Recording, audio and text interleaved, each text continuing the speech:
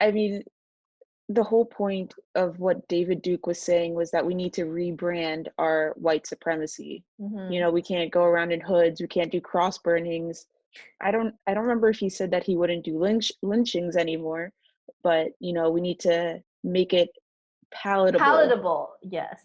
You know what I mean? We need to make our white supremacy palatable, and that's what you're seeing with white nationalists who are going around in suits spouting off philosophy. I mean, there's Ben Shapiro who is uh, anyway, What did you but think about like Topher Grace's performance as David Duke? Did you know oh, I about David Duke, like what he did in the 70s, or do you know of him that much? I've heard his name Uh-huh. and I knew he was a grand wizard, but I didn't know he was the one who sort of tried to change the way that the KKK was perceived. I had no idea. Like you didn't know that he was Um, like blending into like remixing it into like an organization. no, I had Mm. no idea, and I think it's sort of like an evil genius sort of thing, and you Eh. see that, and that sort of thing plays out where um, Ron is speaking to the officer while they're walking down the hallway, and the officer tells him not to be so naive, to not believe that um, that there could be someone like that in office. And I think that was like an arrow again of like, hey, this is what happened in 2016. They got their wish because we were so stupid to not believe that this could happen. You know, I Hmm. mean, I don't remember. I think it was a YouTube video I watched after where a lot of people were like, "Yeah, Donald Trump won't be president. Yeah, Donald Trump won't be president." Like But just assuming that like common mm, sense or like the free like that people believed in the same as you would just work out fine exactly, without you know, action. like we're past this sort of uh, racism and stuff like that. And it's just like, well, nah, we really aren't. Yeah. So yeah, Like for me that character was interesting because I thought in the beginning he would be because you look at him, he looks so ridiculous. Like I'm like, oh, that's Eric Foreman in the yeah, 70s. exactly. Like he just grew a stash. And but and I Googled like David Duke. I didn't know of him. But I've seen his like older face cut into like the news and stuff. I didn't know his whole backstory like that in depth, obviously. And he actually looked like him like back in the 70s.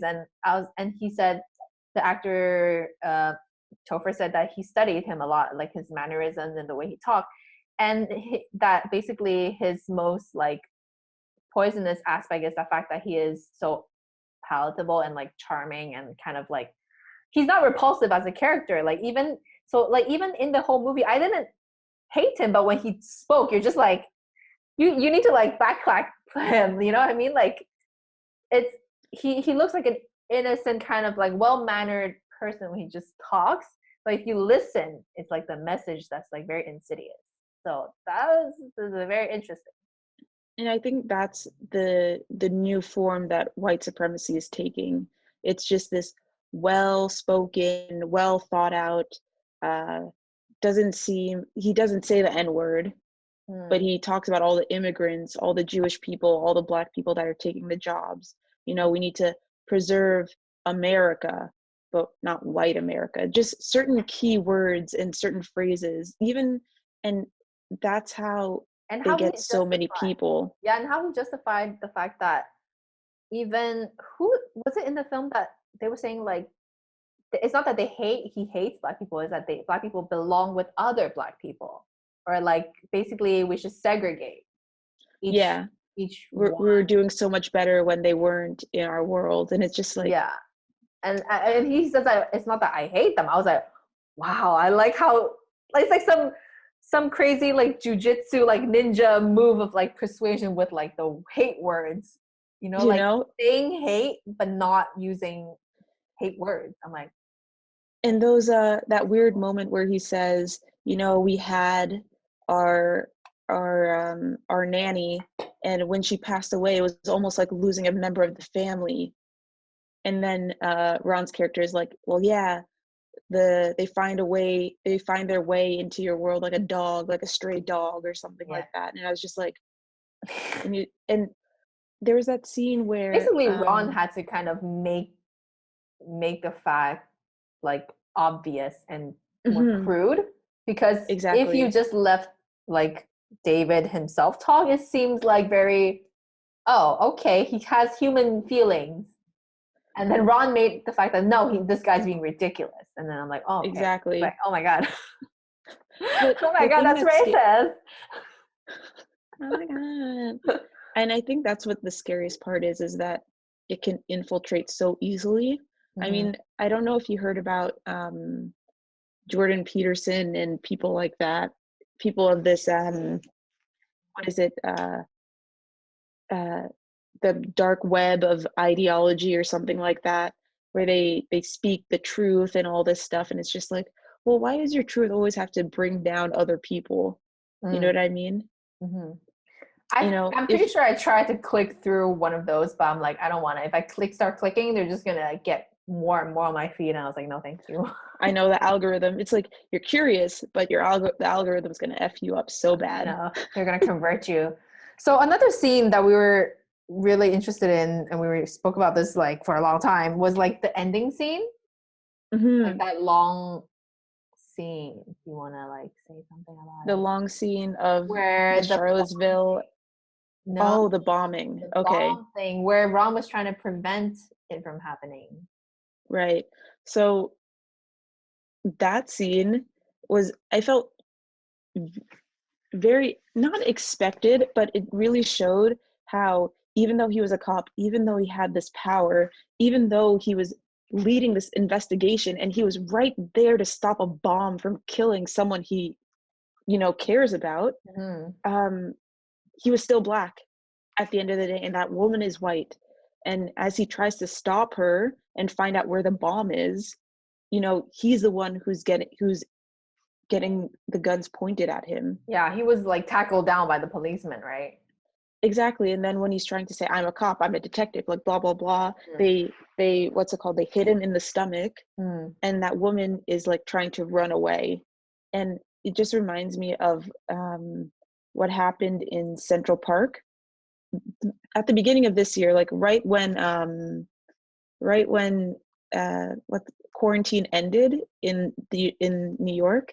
The Mm. first thing that happened was this video of a woman screaming at a man about, oh well, no, the man is asking her kindly to put your dog on a leash or something like that, and she calls the cops and uses her fragility and this privilege of being a white woman, Mm. saying that a black man is attacking her, which is what this character did in the movie, saying that this man raped me. And it was just like, your clothes are still on. Mm-hmm, mm-hmm. There's how And could this it man would have make raped no you? sense in the broad daylight in the middle of the street, and it's like, But being a white supremacist, she knows the power that she has with the police as a white woman, mm-hmm, and she knows the fact that if she tells the cops that this black man killed or raped her or hurt her or mm-hmm, anything, he is going to die.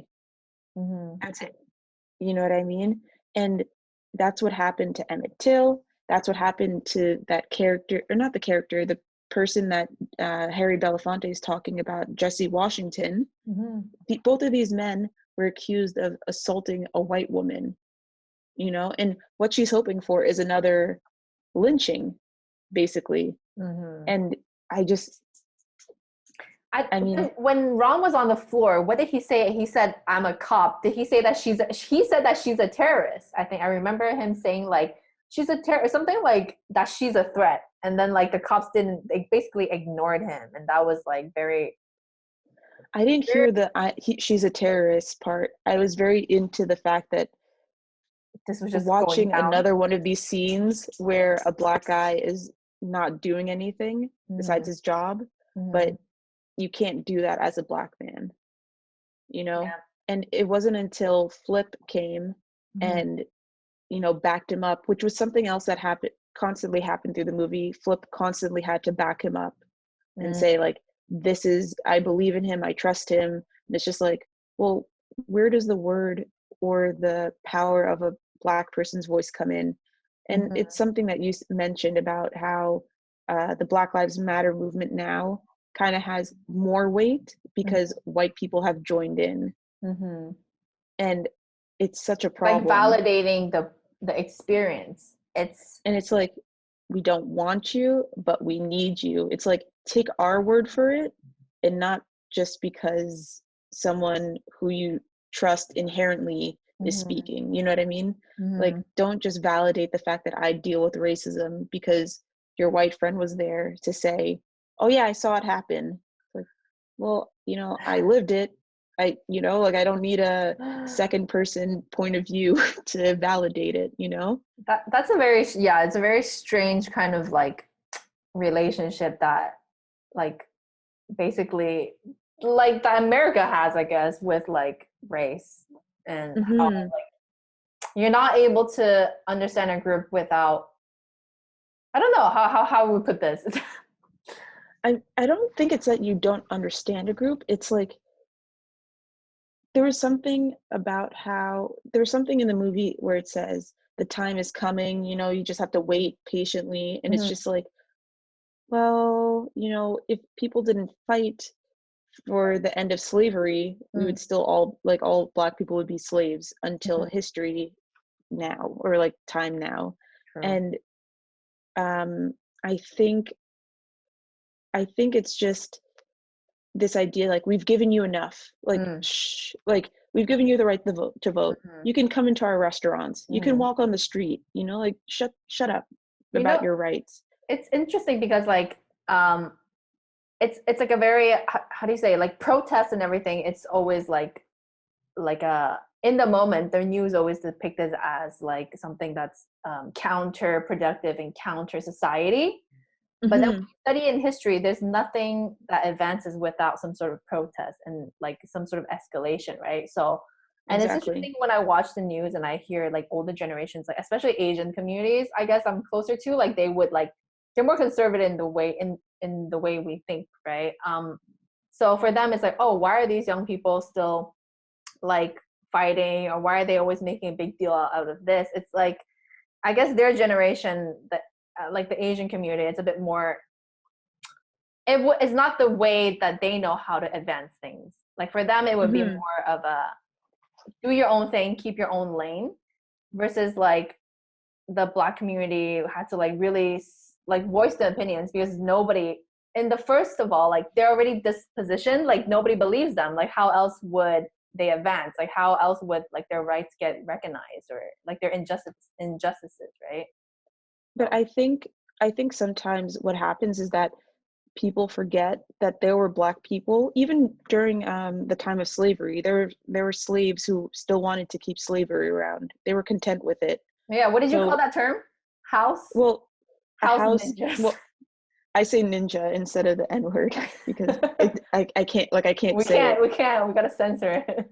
exactly. But well, it's more so than just house ninja and like a person who wanted to keep slavery. There's all this terminology. There's like an Mm, Uncle Tom and all this stuff. But a house ninja versus a field ninja is basically the terms of privilege, I guess, that was perceived. So a lot of the time, that there was, from the field slaves to the house slaves, there's this idea of the house slave has more privilege because they're in the home. Sometimes the house slave would end up being like a mixed race kid or a light skinned person mm, who could be closer to the master without making them look bad or something like that, yeah. or they could pass. And so the house slave was able to write, would become educated, but they were still getting beaten. The women were still getting raped the same way that the field slaves were being treated. Hmm. um, but and so there became this sort of um, butting heads within the Black community created by white people by sprinkling privilege here and there, Mm, creating laws that favored people who were mulatto or mulatto at the time, that terminology, or mixed, or had only a certain amount of Black blood, quote hmm. unquote, or whoever. Like, there's something I was watching yesterday on YouTube where if you had a Black father and a white mother, you would continue being a slave.